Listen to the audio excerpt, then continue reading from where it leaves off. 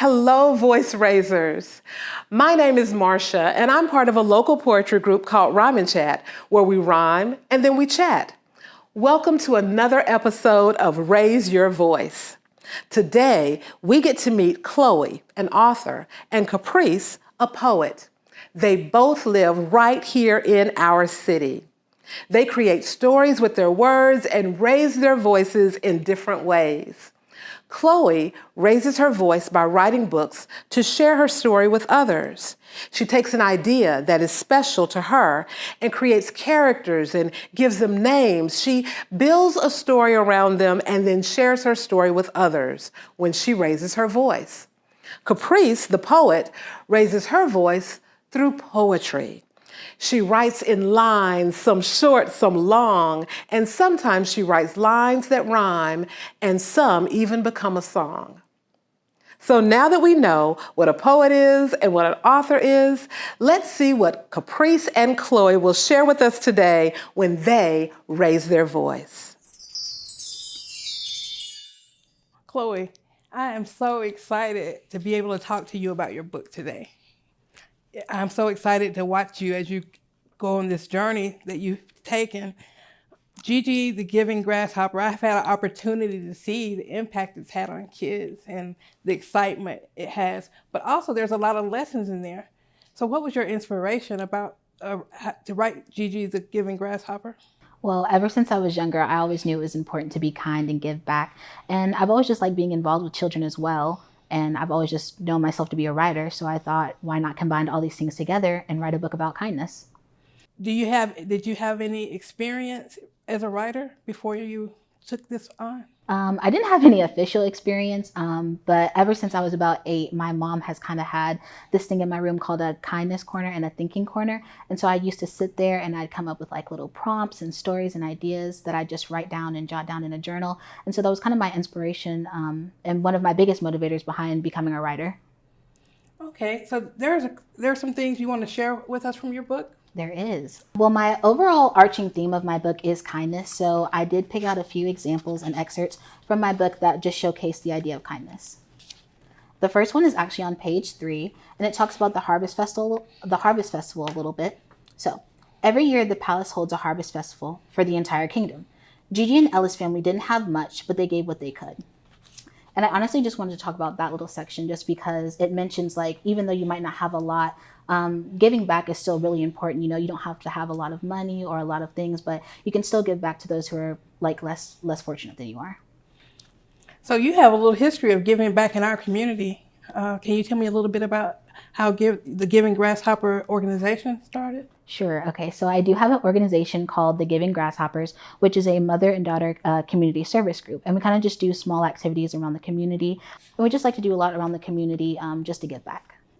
Okay, so did that inspire your book in any way, your community service? It did. First, well, actually, the name Gi-Gi originates from, well, there's 2 different backgrounds, but my adaptation for it is that Gi-Gi actually comes from a nickname I gave my grandmother. So I used to call her Gi-Gi instead of Granny. And so that's where I got that. And then also I play tennis and people call me a grasshopper, so jumping across the court. So that's how I came up with the word Gi-Gi. And then, like I just said, I used to give back with my mom, and so I thought it would be fun to give back with my friends, which is why it's a mother and daughter group. But yeah, that's kind of the inspiration behind that. Okay, so it's really true that you don't have to have a lot to give. You just start somewhere, you know, give what you can, and you just be amazed how giving someone a drink of water or just something small that you think is not much can mean a whole lot to them. So I'm encouraged and inspired by you. You have another section you want to read? Another section I would like to talk about is actually on page 7. So it's actually when Gi-Gi and Ella are on their path to the Harvest Festival. So after waving goodbye, Gi-Gi and Ella began their journey. As they walked, Ella began to fall behind. "Try to keep up," said Gi-Gi to Ella, but Ella only slowed down even more. Ella's family had given lots of wheat, so she carried twice as much wheat than Gi-Gi had. "My basket is too heavy," Ella huffed as she tried to keep up. Gi-Gi turned to face her friend. "Since your basket is a little heavier, Ella, after lunch I'll carry it the rest of the way."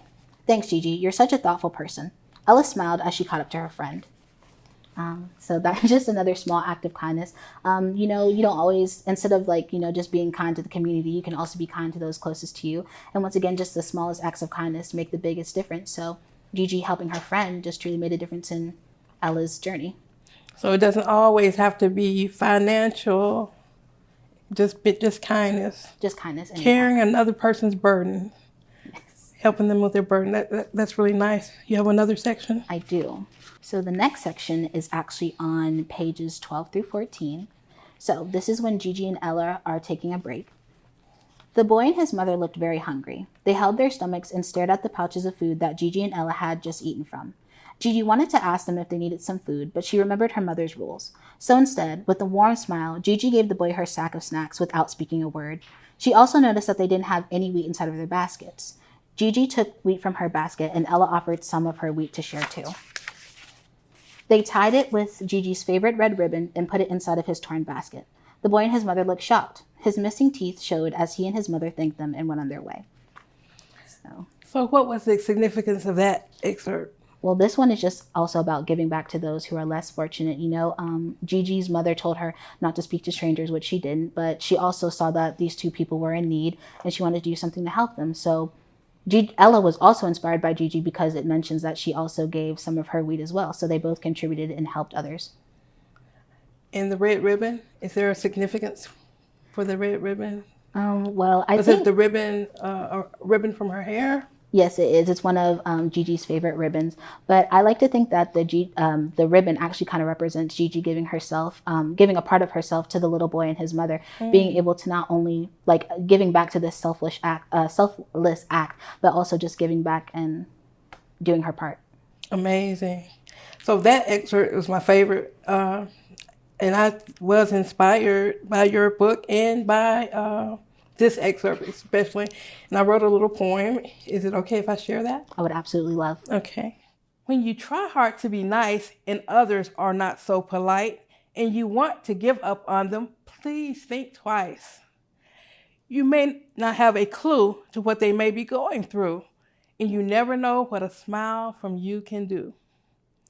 I believe that is something we should always keep in mind, and I find it mighty fine to be kind. Yes, it's always mighty fine to be kind.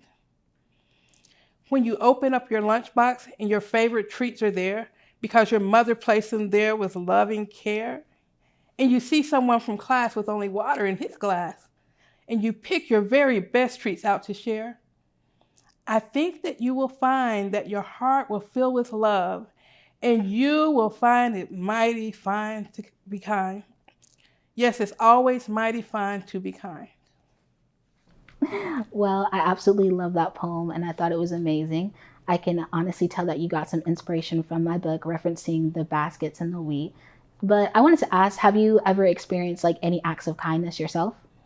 Absolutely. I think over my life, I've had lots of opportunities to experience kindness of others, especially over the last few years.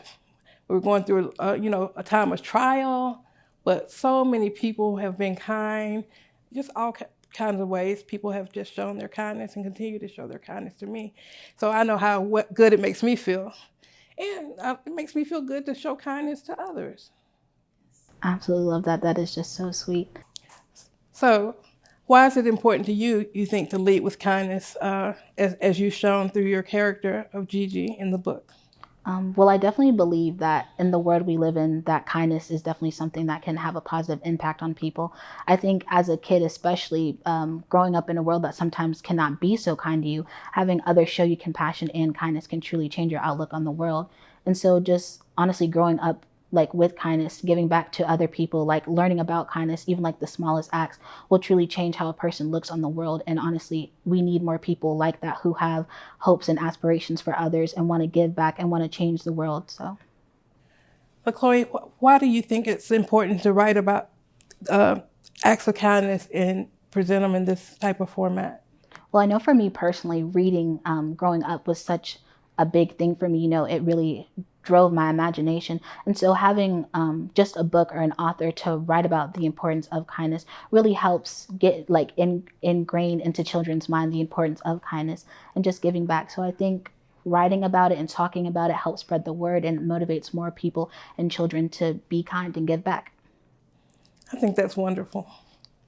Chloe, I've been really, really encouraged by your book and inspired because at your age, for you to get such a grip on your goals, you know what you want, and you set forth to do it. The book, whether it's helping in the community. So, how did you come to, at such an early age, be inspired and motivated to put forth the effort to write a book? Well, my mom has always encouraged and inspired me to give back and be kind to other people. Ever since I was younger, I know to give back to others doing coat drives or just volunteering at local soup kitchens. So I think getting to children at a young age, once again, just helps them really understand the importance of kindness at a young age. So when they grow up, they have the opportunity and the resources to be kind and use those towards other people. And actually in my book, I do reference a few acts of kindness that children can do. So if I could share those with you. So a few examples of kindness we have is write a thank you note to your mail carrier, tape change to a parking meter, buy extra school supplies for a teacher, ask for donations instead of birthday gifts, donate new pajamas to foster kids, hold a door open for someone, donate food to the food pantry, feed the birds, volunteer at a shelter, wash someone's car, call your grandparents and ask them to share a childhood story, leave kindness stones at a park, donate coloring books and crayons to a children's hospital, adopt an animal, donate socks and toothbrushes to the homeless shelter, plant a tree, collect money or items for your favorite charity, leave an encouraging note in a library book, send a card to someone in the military, or go read to an elderly at a retirement center. Oh, that's a wonderful list. I know that you have interacted, gone into the school systems and to read to the kids and everything. Have you discussed the list with them, or have they given you ideas of kind acts they can do? I've read a few places and I've loved hearing the feedback from children. Just honestly, them doing small acts of kindness, even in their own schools, just being kind to their friends, asking them if they need help, also offering to read to other students. It's just been great. So I really love hearing their suggestions. That's wonderful. I think that's wonderful. Wow. A little kindness goes a long, long way. To read Chloe's book, Gi-Gi The Giving Grasshopper, ask for it the next time you visit the Chattanooga Public Library. Now, both Caprice and Chloe, they've raised their voices to share the story of the power of kindness. Anyone can be a poet. Anyone can be an author. And anyone can be kind. As Chloe said, the smallest act of kindness can make the biggest difference. And in Caprice's poem, she said, "You never know what a smile from you can do." It is a good feeling when people are kind to you. And it's an even more amazing feeling when you take the time to be kind to others. I'd like to hear your story or poem about the power of kindness. How have you seen kindness shown by the people around you? How have you shown kindness to others? Raise your voice by sharing your story or poem on kindness and how it changes you and the things around you. Let's write about it. Send what you create to raiseyourvoice at WTCITV.org. Now, let's get to writing. I can't wait to see what you create when you raise your voice.